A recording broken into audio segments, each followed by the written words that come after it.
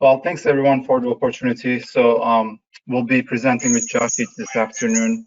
The title of our presentation is quite large. So as you can see, we define it as HCM, CAV, CAF. Essentially, we are looking at how connected and automated vehicles will affect capacity, and we're trying to provide guidance that will be incorporated in the highway capacity manual. So this is a pooled fund study and led by Oregon DOT and sponsored by 9 additional states, as you can see here. There has been quite a bit happened along this project. We've been working with the state DOTs almost for 2 years now. So just for the sake of time, we'll try to keep it as brief as possible. But from an agenda perspective, we will first kick things off with the motivation of this research. What was the reason? What was the objectives? Then I will turn it over to Jiaqi, and he will cover what we are doing to be able to model CAVs in VISM, our modeling approach. And then we'll take a very high-level look into the freeway results and signalized intersection results. So I'll start with a little bit of highway capacity manual context as well as the motivation for this research. So as probably most of you are well aware of, HCM is a tool, is a planning level tool that's used by practitioners to be able to do pretty quick high-level analysis. So for example, if you're trying to figure out, well, what's my capacity for a freeway view segment? Do I have to add an additional lane? What I can do, it will give you a pretty quick high-level things like capacity estimation models, speed estimation models, or whether you're looking at signalized intersections and you want to know, well, what's the capacity for a signal with a green to cycle length ratio of X? Again, you can go to HCM, it's a high level. There are models, methods that will give you those estimates. The issue and the motivation for this research was, as we all know, CAVs, connected and automated vehicles, are getting pretty popular. There's so much research that's happening, but HCM has been silent. So in other words, when agencies, the state DOTs, are trying to plan for the future, and as they know these CAVs are coming, maybe it's going to be in 15 years, maybe it's in 30 years, they're not sure how to approach. Like, is my capacity going to be 2,000 for a single lane for a freeway, or is it going to be 3,000? So again, the motivation of this research was, let's look at how the capacity effects along various segments will be influenced by CAVs that we can incorporate into the highway capacity manual. So the latest version currently on the HCM is HCM version 6. There is going to be an update that will be released soon in early 2021. And the freeway results that I will cover will actually be included in that version. So quickly, again, the objectives and the approach, as I mentioned, we are looking for capacity adjustment factors for CAVs, looking at different market penetration rates, the CAVs in the traffic stream, as well as under several assumptions. We are looking at different type of geometries and freeway segments and intersections as well. And then from a modeling perspective, we are using agent-based approach, and we're essentially using VISM as the underlying framework. That's Jiaqi is going to elaborate a little more. And then we have customizable logics that gives us the flexibility to be able to change some of the algorithms related to the CAVs throughout the research. With that, I want to turn it over to Jiaqi. Hey, thank you, Burak. Just go next slide. We try to model different connected and automated vehicle applications.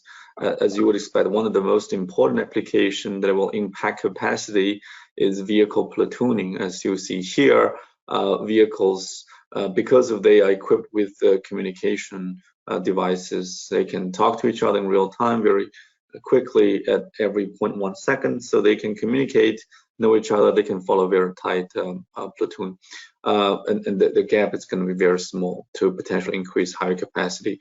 We also modeled applications like a cooperative merge for freeways, and for intersections, we also modeled how vehicles communicated with infrastructure using the SPAT, signal timing phasing information, and utilize that information to make better decisions, so to increase the capacity. Next. We had to make different assumptions and different scenarios in our analysis. For example, in this case, we had to consider different headways or desired or gaps, right? For example, in platooning, you can have relative very aggressive intra-platoon gap. That means the gap between two vehicles within a platoon. Usually we can set that as 0.6 as very aggressive. However, we tested conservative ones like 1.1 second, and we use a distribution of desired gaps that has been used and derived from earlier research by Steve Schladover in the survey results. Basically, how people will choose the desired gap when they do platooning. So back to our simulation, that means that when we generate the vehicles in VISM, so these attributes actually assigned to each of the vehicles. That means those vehicles will have their own desired gap even when they form platoons. So it's, as you see, this is an agent-based framework. Each vehicle, we try to assign a very heterogeneous attributes so that we can see through the agent-based simulation, we can see the collective effects. And we have other scenarios. We look at different market penetration with importance starting from 0%, which is the current case, all the way to 100% case. We look at the impact different geometries like number of lanes and segment types and so on, like merge, weaving, and so on. So a lot of results, a lot of simulation has been conducted. Next slide.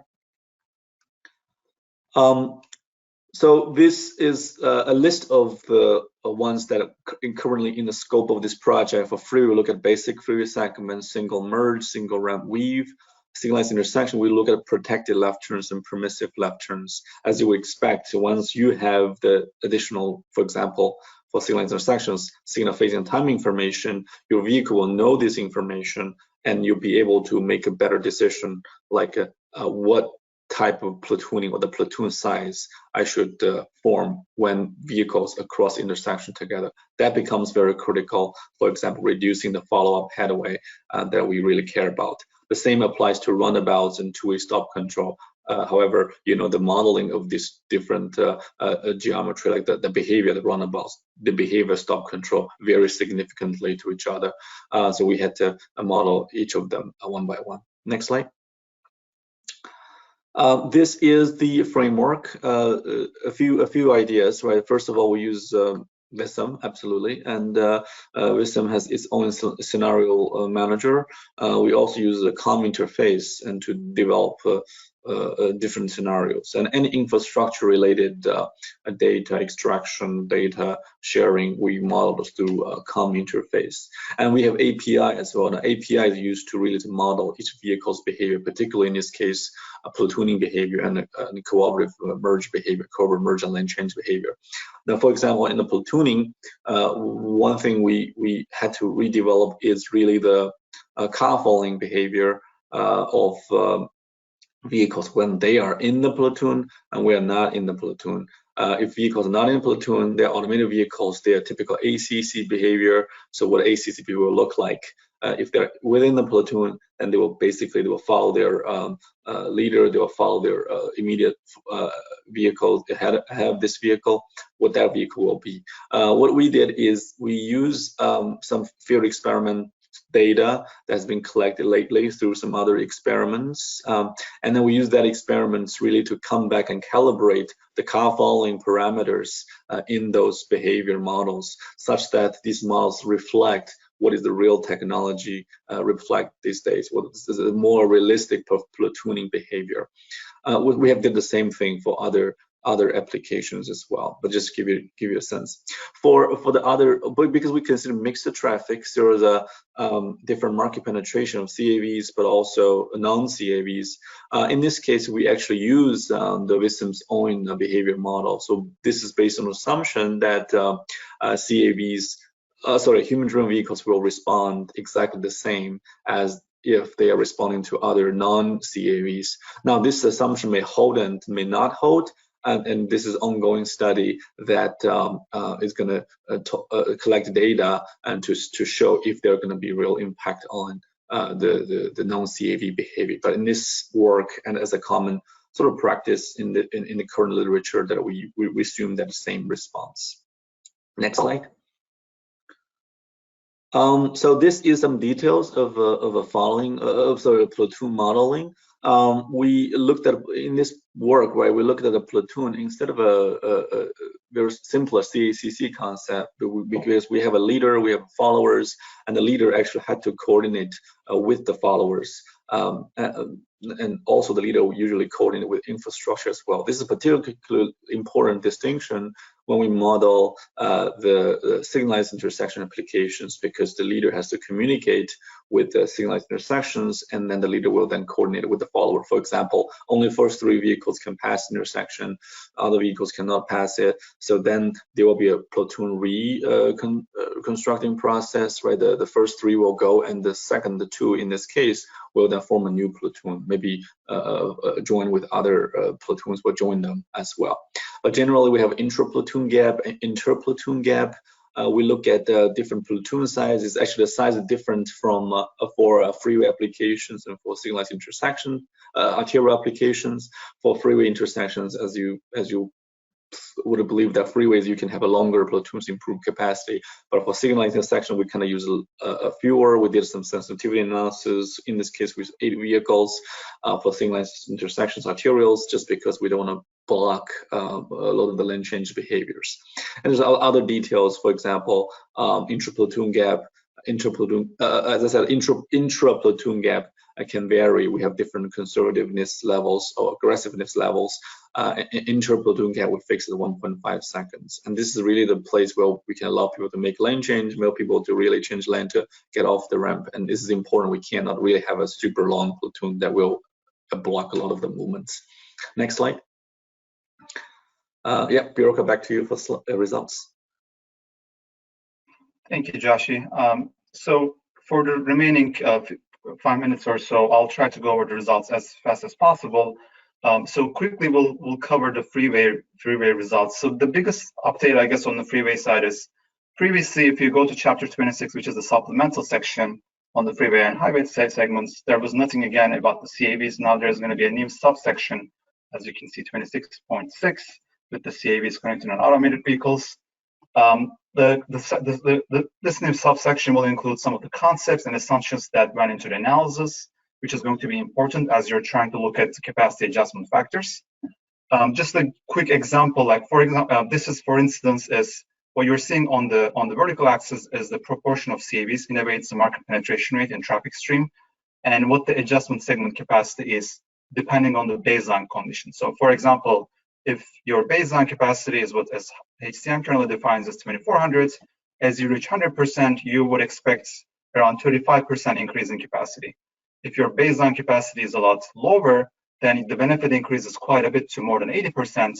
This is expected because with the 100% market penetration rate, you are basically overcoming all the issues that originally resulted in lower base capacities. And here is a different table, again, showing the capacity adjustment factors. This was for the basic freeway and freeway diverge segments.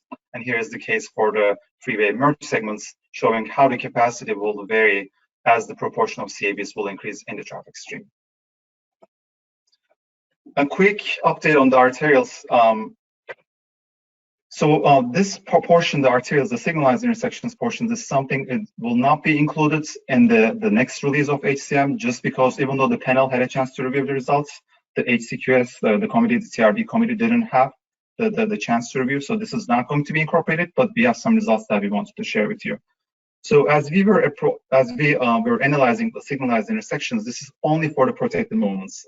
Again, as Jiaqi mentioned, we also have looked at the permissive left turns, but just for the sake of time, we didn't include it here.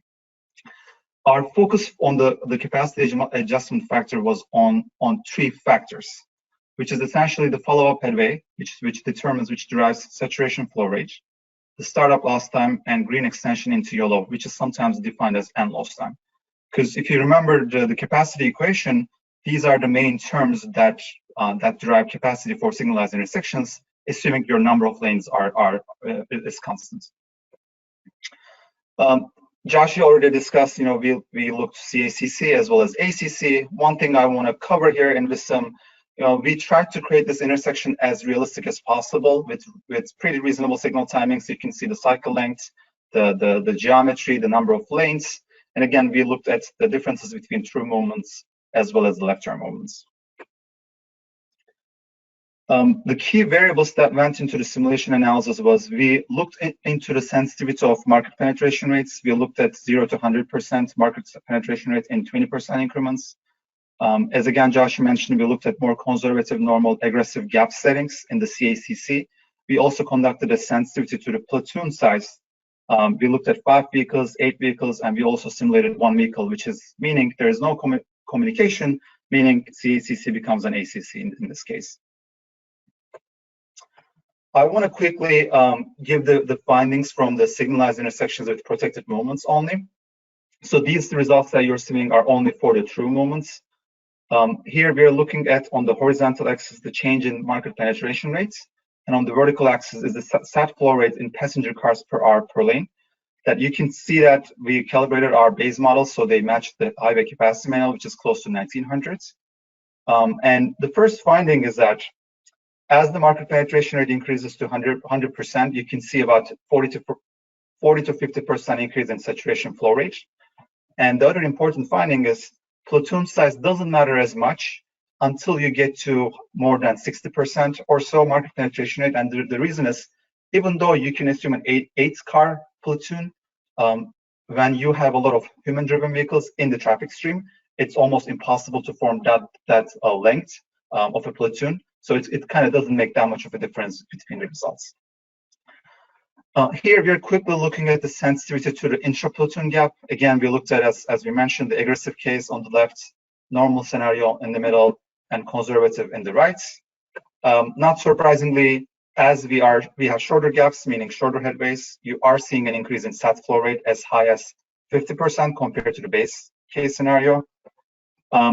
If in the future these assumptions would become more conservative, then you are still seeing some benefits, but obviously, again, not as high as 50%, but it's more in the range of 20%. And finally, if you look at sort of the blue-purple figure here for all of them, it doesn't matter the mean gap because we are using the ACC mode, which has a fixed desired gap, that you're not seeing any benefits. And this is also consistent because typically ACC vehicles are designed more for safety, not necessarily for capacity. And finally, we looked into the impact of the market penetration rate into startup loss time and end loss time. So here we're looking at the change of market penetration rates and how that influences average startup loss time for the protected moments. Overall, very marginal reductions. You can see around 1 second or so. You may think this is still a relatively big reduction going from 1.5 to almost 0, but keep in mind that if a movement has, let's say, 50 seconds of green time, we're talking about a gain of 1 second, like less than 2%. Like overall, this is almost negligible improvements. And that's something we also are recommending for HCM, that the average startup loss time, even though it will probably reduce a little bit, is not going to impact your capacity as much. And the second and last finding is related to the end loss time. You can clearly see, regardless of the market penetration rate or the gap settings, it's almost the same between all these scenarios. So again, similarly, these are pretty marginal, if not no benefits or no change here. So with that, we'll wrap our presentations. Thanks, everyone. Excellent. Thank you both for the presentation. Very good, very good. Lots of interest in the topic, of course, over the years, and it's nice to see your work. You guys doing the heavy lifting in VSIM that will then inform the folks who are using HCM methods in this case for maybe more planning level studies. I don't have any questions in our question box for you both right now, and we are running up to the next presentation, but I'll just hang for a second. Any additional comments that you guys wanted to make for the next minute? I mean, there's a lot. It's not much time to ask a bunch of questions, but you guys covered quite a lot of ground with both uninterrupted and interrupted flow. But anything else you wanted to add? I guess one last thing, Josh, feel free to jump in as well. Just for the sake of time, there was a lot that we were trying to cover.